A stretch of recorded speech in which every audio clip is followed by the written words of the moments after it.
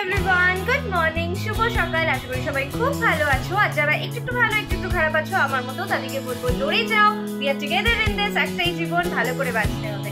আজকে কিন্তু আমি কোনো একটা পার্টিকুলার ইন্ডিভিজুয়াল কোনো মানুষের কথা বলতে আসিনি।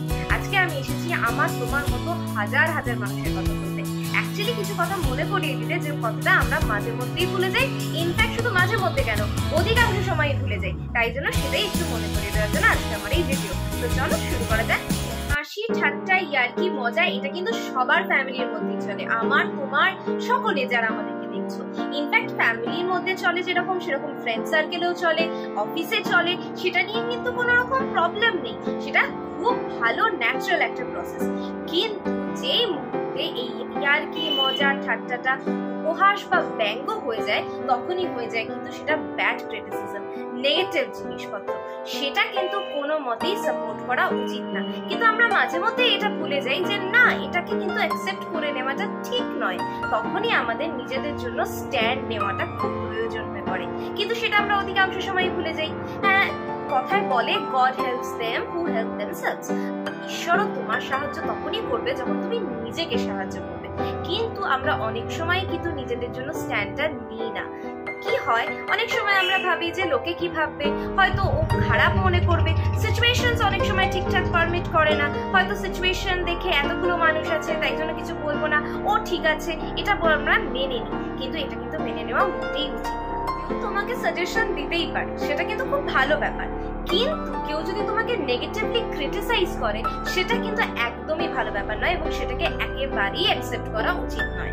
এক্সাম্পলস দিচ্ছি, এই যেরকম ধরো আমাদের সুগৃহিণীদের কথাই যদি বলি, মানে যারা হোম মেকার্সরা রয়েছে, যারা আমাদের সংসারটাকে ধরে রেখেছে প্র্যাকটিক্যালি, তাদের কথাই যদি বলি, তাদের কিন্তু অনেক সময় এই ক্রিটিসিজম ফেস করতে হয়। মানে ইয়ার্কি ঠাট্টা মজা সেটা চলতেই পারে, সেটা নিয়ে আমার কোনো অসুবিধা নেই, সেটা নিয়ে কারোরই কোনো অসুবিধা নেই। কিন্তু এই ইয়ার্কি মজাটা যখন ব্যঙ্গ হয়ে যায়, যখন উপহাস হয়ে যায়, তখন কিন্তু অনেক সময় আমাদের বাড়ির মায়েরা বা আমাদের পিসিরা, আমাদের মাসিরা কোনো কথা বলতে পারে না, কারণ নিজেদের মানুষ, কি আর বলছে, ঠিক আছে চলে যেতে পারে, আর কিছু বলবো না এই বলে তারা কিন্তু চুপ করে যান। কিন্তু এটা কিন্তু উচিত নয়। নিজের জন্য স্ট্যান্ড নেওয়াটা খুব বেশি ভাবে দরকার। এটা কিন্তু খুব ইম্পর্টেন্ট একটা অ্যাসপেক্ট। আপনার সেলফ রেসপেক্টটা কিন্তু আপনার নিজের হাতে আছে। আপনি যদি আপনাকে হেল্প না করেন, আপনি যদি আপনার জন্য কথা না বলেন, তাহলে আর কে বলবে আপনার হয়ে কথা? কেউ বলবে না। পৃথিবীতে কেউ কারোর জন্য স্ট্যান্ড নেয় না যতক্ষণ না সে নিজের জন্য স্ট্যান্ড নিতে শিখছে। এই কথা বলতে গিয়ে হঠাৎ করে আমার ইংলিশ বলে একটা মুভির কথা মনে পড়ে যাচ্ছে। আপনারা হয়তো দেখে থাকবেন মুভিটা, শ্রীদেবী করেছিল এই মুভিটা, যদি আমি খুব ভুল না হয়ে থাকি। সেখানেও এই সেলফ রেসপেক্ট ব্যাপারটা দেখানো হয়েছিল। মানুষটা ইংলিশ বলতে পারে না বলে তাকে অনেক ক্রিটিসিজম ফেস করতে হতো। তার ফ্যামিলি তাকে ব্যঙ্গ করতো, উপহাস করতো, তার হাজব্যান্ড, তার ছেলে মেয়ে একটু শেম ফিল করতো, একটু লজ্জা বোধ করতো যে না, মাকে স্কুলে নিয়ে যাব না।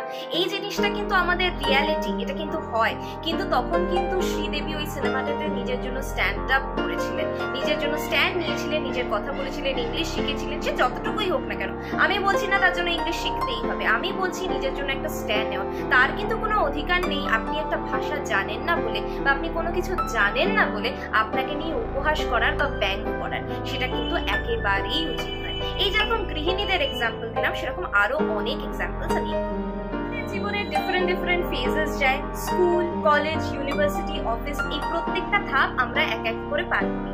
স্কুলে, কলেজে, ইউনিভার্সিটিতে অনেক সময় আমাদেরকে বুলি হতে হয়। হ্যাঁ, সেখানেও আমাদের উপরে উপহাস করা হয়, সেখানেও আমাদের স্ট্যান্ডটা নেওয়া ভীষণভাবে দরকার। আমরা হয়তো তখন একটু লো কনফিডেন্স, একটু সেলফ কনফিডেন্স পাই না বলে হয়তো কথা বলি না, কিন্তু কথা বলাটা ভীষণভাবে প্রয়োজন। কেউ হয়তো তোমাকে দেখে ইয়ার্কি মারছে, কিন্তু সেই ইয়ার্কিটা কি ইয়ার্কি নাকি সেটা ব্যঙ্গ, সেটা উপহাস, সেটা দেখাটা ভীষণভাবে প্রয়োজন। হয়তো ধরো তোমার একটু স্ট্যামারিং প্রবলেম আছে, হয়তো তুমি একটু তোতলা, সেটা তো তোমার একটা মেডিকেল কন্ডিশন, কিন্তু সেক্ষেত্রে হয়তো তোমাকে নিয়ে কেউ ব্যঙ্গ করছে, কেউ মজা করছে, তখন কিন্তু নিজের জন্য কথা বলাটা খুব বেশি প্রয়োজন। বা অনেক সময় আমি এরকম দেখেছি, হয়তো তোমার মা তোমার সাথে স্কুলে গেছে বা কলেজে গেছে বা অফিসে, কেউ তোমার ডাক নামটা ধরে রেখেছে। সেটা আমাদের বাঙালি পরিবারের ডাক নামগুলো খুব বোকা খুব অদ্ভুত টাইপের হয়। হ্যাঁ, ভালোবাসারও হয় অবভিয়াসলি, সাথে অনেকটা স্নেহ, অনেকটা ভালোবাসা জড়িয়ে থাকে। সেটা তো তোমার অস্তিত্ব, সেটা তোমার পরিচয়। যেরকম বাবলু, বিট্টু, পিন্টু, এই টাইপের। আমার ডাকনাম যেরকম ছিল একটা টাইপের ভুতু, তো এই টাইপের বুলি। আমার ডাকনাম যেরকম বুলি, আমার দিদিভাই ডাকনাম বুবি, আমি সেই সাথে মিলিয়ে বুলি। তো এরকম যখন নামগুলো লোকে শুনে ফেলে তখন ইয়ার্কি ঠাট্টা করে, মজা করে। ইয়ার্কি ঠাট্টা অব্দি ঠিক আছে, আবারও বলছি, কিন্তু সেটা নিয়ে যদি ব্যঙ্গ করে, উপহাস করে, তাহলে কিন্তু কথা বলার অতি অবশ্যই দরকার আছে। তোমাকে নিজের জন্য স্ট্যান্ড নিতে হবে। তোমাকে তখন বুক চিতিয়ে বলতে হবে যে দেখো ভাই, এটা আমার আইডেন্টিটি, এটা আমার অস্তিত্ব। আর যাদের স্ট্যামারিং প্রবলেম আছে, যারা একটু তুতলে কথা বলে, তাদেরকেও আমি বলবো কনফিডেন্টলি কথা বলো। তুমি কথা তো বলছো, হয়তো তোমার একটা মেডিকেল প্রবলেম রয়েছে, সেটা তো তোমার হাতে নেই। তাই তুমি কিভাবে কথা বলবে সেটা নিয়ে অন্য কারোর কথা বলার বা জাজ করার অধিকার কিন্তু নেই। অনেকের কথা বলার স্টাইল অনেক রকমের হয়, এক একজন এক এক রকম ভাবে কথা বলে। আমি আমার মতো করে কথা বলি, তুমি তোমার মতো করে কথা বলো। এবার সেটাকে নিয়েও যদি লোকে ব্যঙ্গ করে, ঠাট্টা করে, তোমাকে নিজের জন্য স্ট্যান্ড নিতেই হবে। নিজের সেলফ রেসপেক্ট, নিজের সেলফ কনফিডেন্স কিন্তু নিজের হাতে বলবো। তোমার নিজের সেলফ কনফিডেন্সটা তোমাকেই রক্ষা করতে হবে। তোমার সেলফ রেসপেক্ট তোমার হাতে রয়েছে, তোমার সেলফ কনফিডেন্স তোমার হাতে রয়েছে। রিপিট করলাম কথাটা, তার কারণ হচ্ছে এটা বারবার কানের কাছে বাজলে তবে যদি তোমাদের একটু মাথায় ঢুকে। কারণ আলটিমেটলি আমরা লো কনফিডেন্ট ফিল করি এবং তাই জন্য আমরা অ্যাটলিস্ট কথাই বলি না। অনেক সময় নিজেদের খুব খারাপ লাগে, আমরা অফেন্ডেডও হই যে আমাদের সাথে কেন এভাবে কথা বলছে, কিন্তু তাও কিন্তু আমরা কথা বলি না, আমরা স্ট্যান্ড নিই না। স্ট্যান্ড নাও বন্ধু, স্ট্যান্ড নেওয়াটা দরকার। তুমি একজন সাধারণ নাগরিক নও, তুমি একজন ইন্ডিভিজুয়াল। তোমার প্রত্যেকটা কথা বলার রাইট আছে, তোমার নিজের একটা সেলফ রেসপেক্ট আছে, সেটা কিন্তু তোমাকে বজায় রাখতেই হবে। একটা মানুষ হিসেবে তুমি যেরকম, প্রত্যেকটা মানুষের, প্রত্যেকটা জীবের উচিত তোমাকে সেভাবেই অ্যাকসেপ্ট করা। আর সেভাবে যদি তারা অ্যাকসেপ্ট না করতে পারে তাহলে সেটা তাদের প্রবলেম, তোমার প্রবলেম নয়। কিন্তু তাদের কোনো অধিকার নেই তোমাকে নিয়ে তারা ব্যঙ্গ করে, তোমাকে নিয়ে তারা উপহাস করে।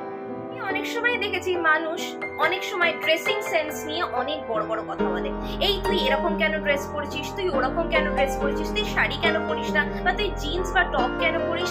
সেখানেও কিন্তু আমাদের কথা শুনতে হয়, সেখানেও কিন্তু আমরা চুপ করে যাই, হয়তো অনেক সময় কথা বলি না। এখনো একটা শ্রেণীর মানুষ আছে যারা এই ক্রিটিসিজমটাকে অ্যাকসেপ্ট করে নেয়। এটা কিন্তু সাজেশন নয়। তোমাকে একটা মানুষ তোমার ড্রেসিং সেন্স নিয়ে কথা বলতেই পারে, সে তোমাকে বলতেই পারে দেখ তুই এই কালারটা পরিস না, ওই কালারটা পর, তোকে ভালো লাগবে। সেটা কিন্তু সাজেশন। তোমার বন্ধু তোমাকে একটা সাজেস্ট করতেই পারে, তোমার মা বাবা তোমাকে বলতেই পারে তুই এটা পড়লে, পড়ছিস ওটা পড়লে হয়তো ভালো লাগবে, সেটা ঠিক আছে, সেটা অ্যাকসেপ্টেবল। কিন্তু যেই মুহূর্তে সে তোমাকে ব্যঙ্গ করছে, এ বাবা দেখেছিস কিরকম একটা ড্রেস পরেছে, এখানে কিন্তু ব্যঙ্গ এসে যাচ্ছে, এখানে কিন্তু ক্রিটিসিজম এসে যাচ্ছে, and which is a bad criticism. সেখানে কিন্তু তোমার প্রতিবাদ করাটা একান্তই জরুরি। না হলে কিন্তু তুমি যদি ওই তোমার জন্য কথা না বলো, তাহলে কিন্তু কেউ তোমার জন্য কথা বলবে না। তোমাকে দিনের পর দিন এই অত্যাচারটা সহ্য করে যেতেই হবে। এই দেখো, আমি অত্যাচার বলতে গিয়ে একটু স্ট্যামার করলাম, কিন্তু এটা নিয়ে লোকে ইয়ার্কি ঠাট্টা করতেই পারে, মজা করতেই পারে, সেটা আলাদা ব্যাপার আছে। আমার বন্ধু বলতেই পারে যে জানিস তো তুই আজকে, আমাকে কেউ একটা সাজেস্ট করতেই পারে, জানিস তো তুই আজকে কথা বলতে গিয়ে একটু স্ট্যামার করেছিস, একটুখানি তোর কথাটা এদিক ওদিক হয়ে গেছে, সেটা কিন্তু সাজেশন, সেটা কিন্তু খারাপ না, সেটা আমি অ্যাকসেপ্ট করব।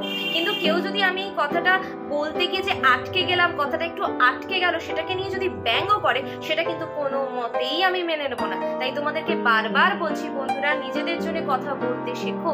নিজেদের চাওয়া পাওয়াগুলো যদি কোনো অন্যায় না হয়, তাহলে নিজের চাওয়া পাওয়াগুলোকে বুঝে নিতে শেখো। নিজেদের যদি কোনো অন্যায় না করে থাকো, তাহলে চুপ করে থাকার কিন্তু কোনো মানে হয় না। নিজের জন্য কথা বলাটা শেখো বন্ধু। তারপরে প্রবলেমটা আসে, সেটা হচ্ছে ফ্যাট থিন। একটা বডি শেমিং একটা বিশাল বড় ইস্যু আজকালকার দিনে, তাই না?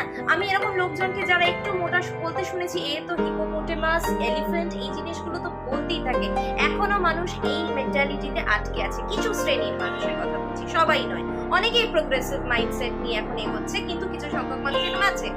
হয়তো তার পলিসিস্টিক ওভারি থাকতে পারে, হয়তো তার হাইপোথাইরয়েডিজম থাকতে পারে, তুমি তো জানো না তার মেডিকেল কন্ডিশন, তাই না? আর তাছাড়া সে যদি মোটা হয়ও, সেটা তার চয়েস। আরে বাবা, সে তো তোমার খাচ্ছে না, তোমার করছে না, সে তো নিজের মতো আছে। তাহলে তাকে নিয়ে এই ক্রিটিসিজমটা করার অধিকার কিন্তু কারণ নেই।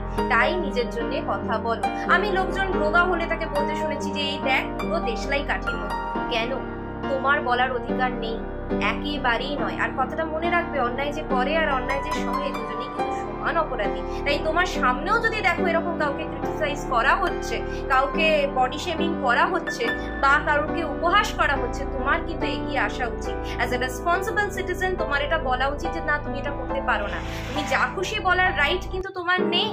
সুতরাং তোমরা প্লিজ নিজের জন্য স্ট্যান্ডটা নাও। এই কথাটা এই ভিডিওটার মেন উদ্দেশ্যই হচ্ছে এইটা তোমাদের অ্যাওয়্যার করা যে নিজের জন্য কথা বলতে হবে, স্ট্যান্ড নিতে হবে। অফিসে হোক, স্কুলে হোক, কলেজে হোক, ইউনিভার্সিটিতে হোক, যেখানেই হোক, উপহাস করার অধিকার কিন্তু কারোর নেই। বারবার এই কথাটা বলছি। এই ভিডিওটা আজকে আমি এখানেই শেষ করছি। এইটুকুই তোমাদেরকে মনে করিয়ে দেওয়ার ছিল যে আমরা কিন্তু অধিকাংশ সময় নিজেদেরকে স্ট্যান্ড নিই না, নিজেদের জন্য স্ট্যান্ড নিই না, অন্যের জন্যও স্ট্যান্ড নিই না। যদি পারো তো নিজের জন্যও স্ট্যান্ড নাও, অন্যদের জন্যও স্ট্যান্ড নাও। যেটা অন্যায় সেটা অন্যায়। হাজার একটা মানুষ যদি সেটাকে ঠিক বলে তাও সেটা অন্যায়, হাজার একটা মানুষ যদি সাপোর্ট না করে তাহলেও সেটা অন্যায়। যেটা অন্যায় সেটা অন্যায়, যেটা অপরাধ সেটা অপরাধ। সেটাকে সঠিকটাকে সঠিক বলতে শেখো। তোমরা সকলে খুব ভালো থেকো। ভিডিওটা এখানেই শেষ করছি। এখনো অবধি যারা আমাকে দেখছো অসংখ্য ধন্যবাদ তাদেরকে। চলে যাওয়ার আগে প্লিজ একটা লাইক করে দিও, শেয়ার করে দিও এই ভিডিওটা, বিকজ এই ভিডিওটা আমি চাই সবার কাছে শেয়ার হোক, কারণ এই কথাগুলো বলা খুব দরকার। সাবস্ক্রাইব করে নোটিফিকেশন বেলটা অন করে দিও, যাতে আগামীতে আমি কোনো ভিডিও দিলে তোমাদের কাছে নোটিফিকেশন চলে যায়। আজকের মতো উইথ আ পজিটিভ নোট আমি ভিডিওটাকে শেষ করছি। তোমরা সবাই ভালো থেকো, সুস্থ থেকো, থিঙ্ক পজিটিভ, লিভ পজিটিভ। আবার দেখা হবে অন্য কোনো দিনে, অন্য কোনো সকালে, অন্য কোনো ভোরে, অন্য কোনো আলোয়। ততক্ষণের জন্য টাটা।